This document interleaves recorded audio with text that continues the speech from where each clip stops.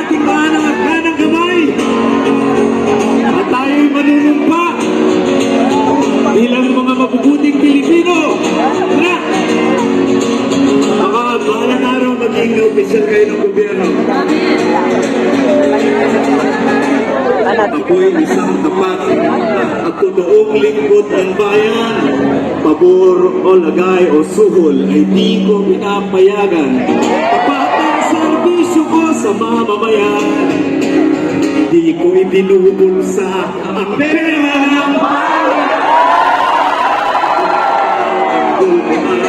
Mamamayang Pilipino, mga karapatan nila'y kinikilala ko, iginagalang ko ang aking kapwa-tao, ipinaglalaban ko ang dangal ng bayan ko. Ay! Pagkat ako'y isang mabuting Pilipino, minamahal ko ang bayan ko, tinutupad ko ang aking mga tungkulin, sinusunod ko ang kanyang mga alituntunin. Ako'y isang mabuting Pilipino, minamahal ko ang bayan ko,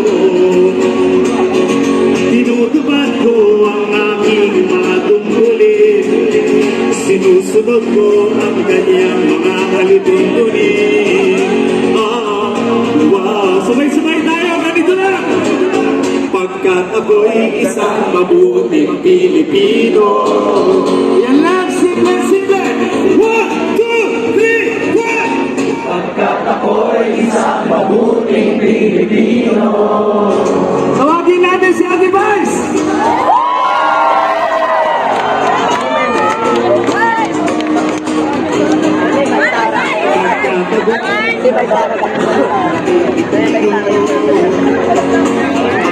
Ganun lang! Ate Vice! Sabay-sabay, pagkat ako'y isang mabuting Pilipino!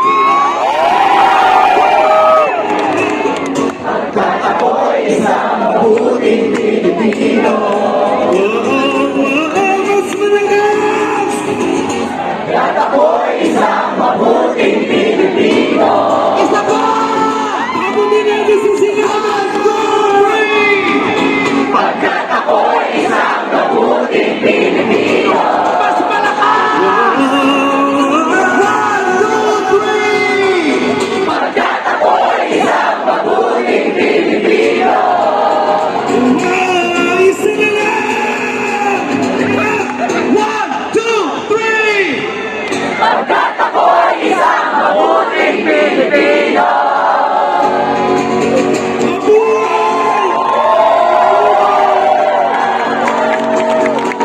Mga kurakot!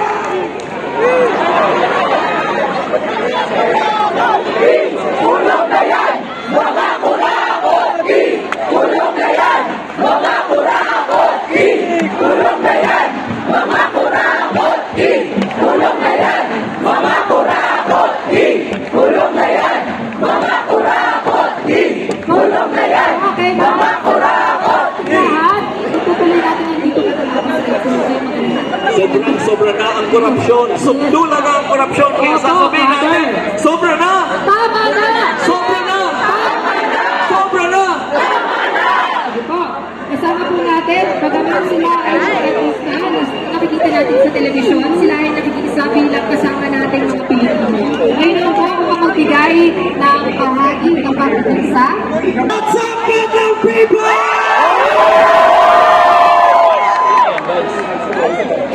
What's up? Ang up, tubig, baha, pagnanakaw, korupsyon, yun ang mataas sa Pilipinas. What's down? Ang down, ang babang-baba, yung mga Pilipino. Kaya sa ngalan ng lahat ng mga kapwa ko artista nasa entablado ngayon, pati na rin yung mga artistang nasa baba at nasa iba't ibang lugar na nakikisama sa amin, binabati po namin kayong lahat. Mabuhay kayo, mga kapwa namin Pilipinong nanakawan ng gobyerno. Yan ang pagbati natin sa isa't isa. At para sa lahat naman ng mga politiko at bahagi na ng gobyerno na nagnakaw sa atin, nagnanakaw sa atin, mga nakatingin habang may nagnanakaw sa atin, mga kasama ng mga nagnanakaw sa atin, mga alam na may nagnanakaw pero hindi nagsasalita, mga kasama ng mga nagnanakaw, mga nagtatago ng nagnanakaw. Isa lang ang gusto namin sabihin sa inyong lahat, patawad kay Father pero putang ina ninyo! Putang ina ninyo! Pero Panginoon, patawarin niyo kami, pero totoo yan. Ito ang wika ng lahat ng mga Pilipinong ninakawan. Putang ina niyo! Putang ina niyo! Putang ina niyo! Putang ina niyo!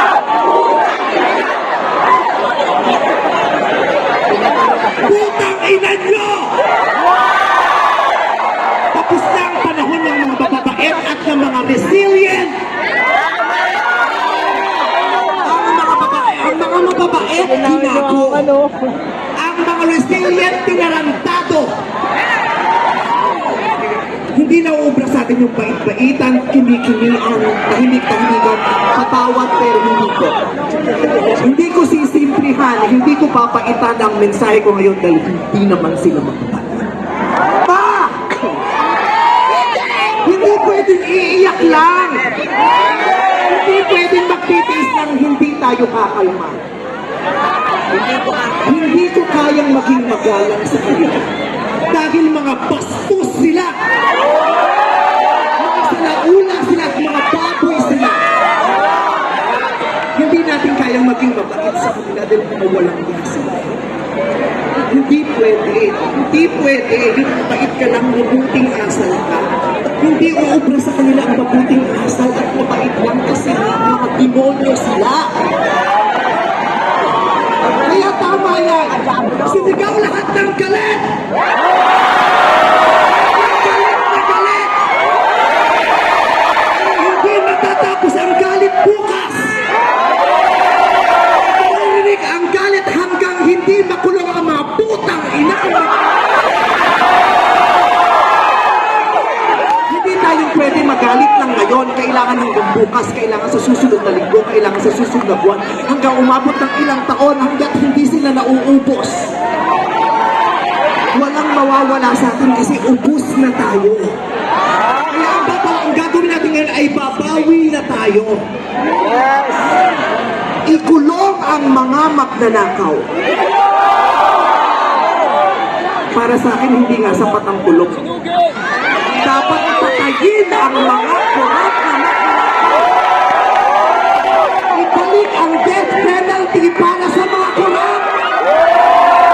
Patayin ang mga magnanakaw, ikulong pati pamilya nila. Dapat gumawa ang batas ang pamahalaan para ibalik ang death penalty. Pasensya na po, Father. Alam ko ayaw mo ng death penalty. Ipagkasal ko na lang ako. Ibalik ang death penalty para sa magnanakaw. Dahil ang magnanakaw, ang corrupt na public official, hindi ko natatawag na public, ang corrupt na politiko ay higit pa sa mamamatay tao. Ang corrupt na politician ay higit pa sa magnanakaw. Ang corrupt na politician, ang corruption ay higit pa sa terorismo. Ang mga terorista, namimili lamang ng lugar at panahon kung kailan aatake.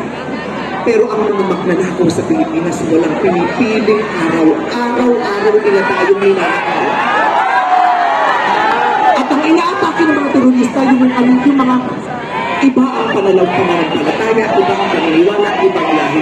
Pero ang mga kapwa Pilipinong kalahi ang ninakaw. Hindi tayo pwede. Kaya, hinahabol ka namin, Pangulong Bongbong Marcos, kung gusto mong magkaroon ng magandang legasiya, ang pangalan mo, ipakulong mo lahat ng magnanakaw. Nakatingin kami sa iyo, Pangulong Bongbong Marcos. At inaasahan ka namin, hindi dahil sa idol ka namin, kundi dahil sinuswelduhan ka namin sa dahil mga employer mo. Kami ang nagpapasahod sa inyo. Tapos na ang panahon na natatakot tayo sa gobyerno. Takutin natin ang gobyerno dahil ang kapangyarihan nasa sa atin, wala sa kanila. Tingin kami sa inyo. Ipakulong lahat. Lahat ipakulong. Pawiin ang mga ari-arian. Pawiin ang mga ari-arian. Pati atay, i-donate. Bigay atay. Pati mata, i-donate. Wala na dito na kasi nga. Hindi tayo pwede maawa dahil mga putang ina nila. Maraming salamat sa inyo lahat. Sasamahan namin kayo hanggang mamaya. Isa pa, putang ina nyo.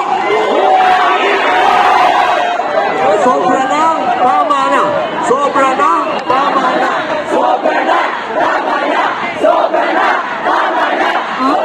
Okay. Kulong na yan! Tulong na yan. Kulong na yan! Tulong na yan. Mga kurakoti. Kulong na yan! Mga kurakoti! Pero alam niyo po ba sa ating simbahan may tinatawag na righteous indignation? Righteous dapat, righteous.